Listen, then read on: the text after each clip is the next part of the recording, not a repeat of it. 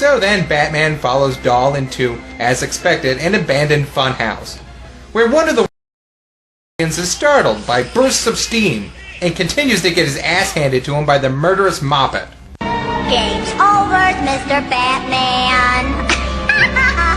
I win. No fair! And right when it looks like the whole thing is going to start again, we get one of the most memorable climaxes in the show's history. Look. That's me in there. The real me. There I am. But it's not really real, is it? Just made up and pretend like my family and my life and everything else. Why couldn't you just let me make believe?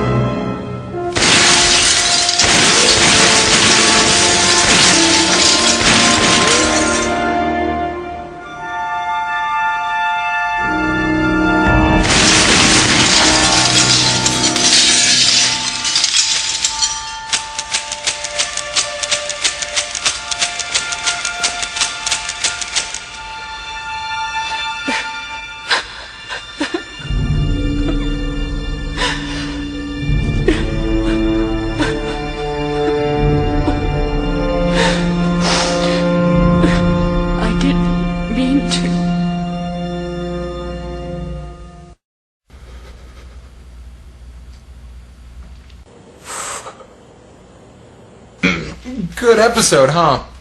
Yeah, real good. Makes me want to lift weights and shit. Now, the second episode featuring her was towards the end of the series run. It was called Love is a Croc. It starts with Baby Doll working in the lobby of a hotel in Gotham. Where? Right there. Where? I don't see... Wow! What the hell happened to her? Well, this was after the big redesign. You see, after the Superman cartoon, they started using the same style on Batman. The redesigns weren't kind to most of the villains.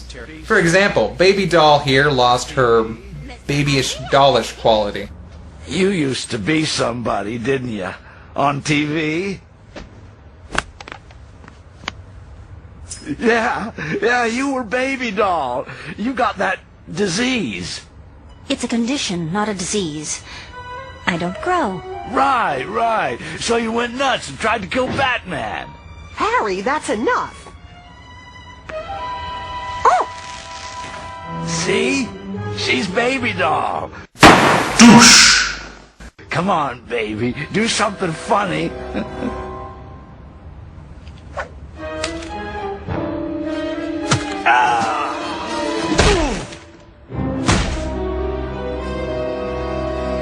Sorry.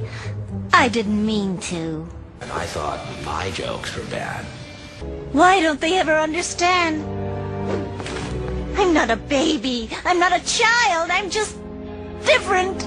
But faster than you can say plot convenience, Baby Doll just happens to tune into the trial of Killer Croc, because apparently they air that sort of thing in Gotham.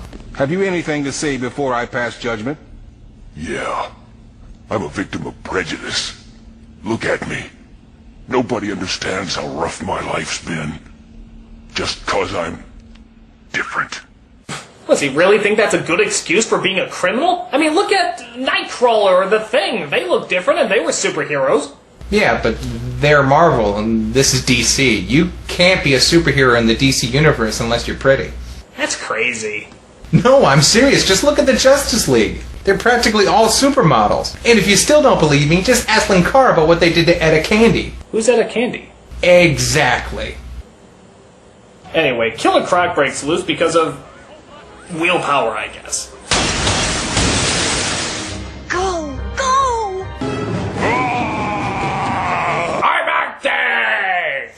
But luckily, Batman shows up to restrain the rampaging reptile just in time for...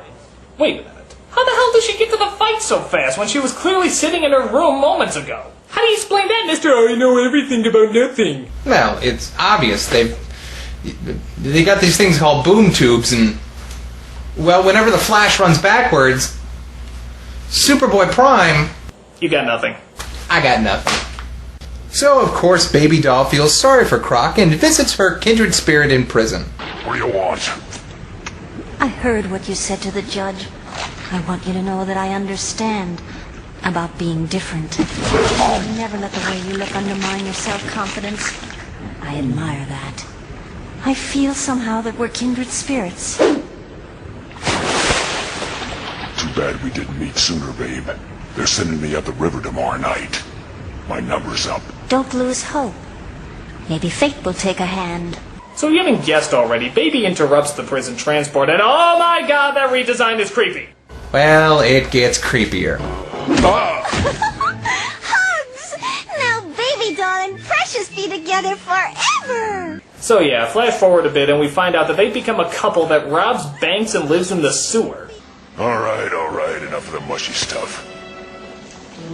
I went out to get our reviews.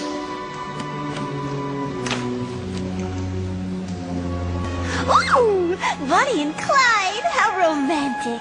Yes, Bonnie and Clyde, one of the greatest love stories ever told. They say it's the most honest love there is! Beautiful! Meanwhile, Batman and Batgirl are on patrol in the Batboat. Are you sure about this? So far, all their robberies have been near water. Baby Doll's playing towards her man's strength. My god! Who would have guessed that a crocodile man who can swim in the water would be swimming in the water? Why, you'd have to be... the world's greatest detective! So, using both the detective and ninja's greatest tool, dumb luck, the two stumble upon Croc and Baby Doll's robbery in progress. We can't stop here! This is Bat Country! A scuffle ensues, and once again, Batman is bested not by Killer Croc, but by Baby Doll. If only this casino boat had a hall of mirrors. Blast the bat. This could have been a big one, and he had a show up. As if there wasn't enough trouble in Paradise Lost, Baby Doll finds out that Croc's been two-timing her. But she seems to take it well. In fact, Baby has a new plan to make us bazillions of dollars!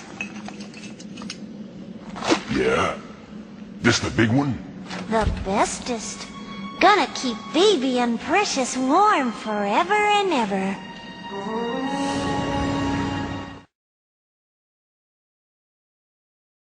Well, okay then.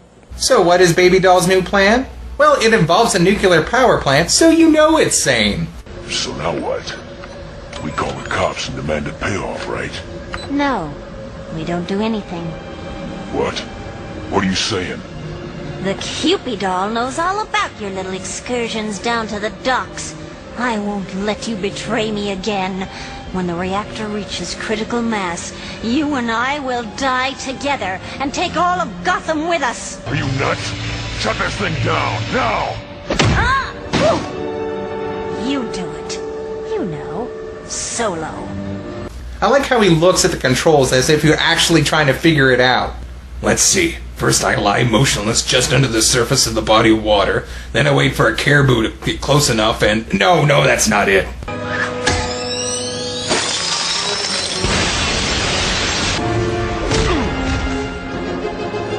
She's crazy! She's gonna nuke the whole... No criminal will finish an importance while I'm around. Can you stop it? In a minute, you'll either know or won't care. So, as Batgirl tries to get the reactor back to normal, Batman, Killer Croc, and Baby have a three-way tussle. I'm still acting!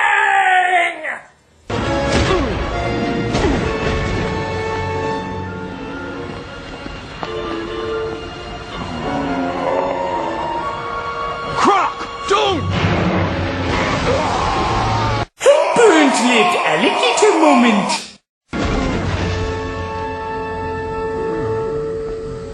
You shouldn't have done it, Crocky. You shouldn't have made Baby angry. We could have been so happy and lived happily ever after, just like on TV. Good news! I got the reactor back to normal.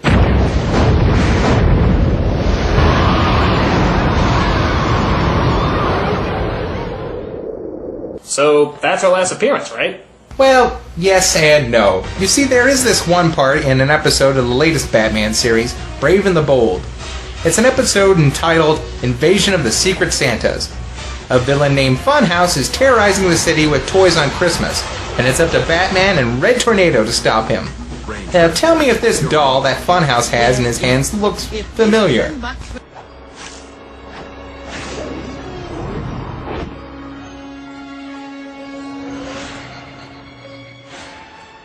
Christmas is my favorite time of year. Won't you play with me? It's a bomb. The world's greatest detective! You have truly fallen into obscurity when you get bit parts over villains like Kite Man. Well, that sucks. I mean, she seemed like a really good character. She had an interesting backstory, she was clever and sinister, yet still very sympathetic. And not only was she a genius with gadgets and machinery, but she was actually pretty athletic. In a lot of ways, she seemed like the perfect Batman villain. I wonder why she was never used again. Well, I want to say that it might be hard to justify Batman fighting a little girl, but they always go out of their way to remind us that she's not a little girl. Then again, sometimes characters just don't get the dues they deserve. Now do you understand what I do in relation to what you do? You know, I think I do. And maybe you can take a lesson away from what happens when you get too obsessive about someone taking your spotlight. It'll stunt my growth? Yeah, exactly. Well, what I do know for sure is, I'm the Nostalgia Critic, I remembered, so you don't have to. And I'm CR. Nice to meet you all. By the way, can I keep the camera? Sure, as long as I get the basket back. No. Oh.